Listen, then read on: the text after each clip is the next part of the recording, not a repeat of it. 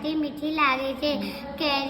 કેરીનો આંબો હોય છે. કેરી આંબા પર ઉગે છે. વેરી કેરી ગુડ. આંબા પર ઉગે છે. કેરીનો રસ કેરીનું આથાણું બને છે. કેરીનો મુરબ્બો બને છે. કેરીનું આથાણું બને છે. કેરીનો રસ બને છે. કેરી મને ભાવે છે.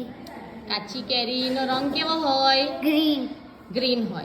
અને કેરી પાકી થાય ત્યારે કેવો રંગ બને? પીળો. પીળો. કાચી કેરી કેવી લાગે? ખાટી. ખાટી મીઠી. અને પાકી કેરી કેવી લાગે? મીઠી. મીઠી મીઠી લાગે. સરસ.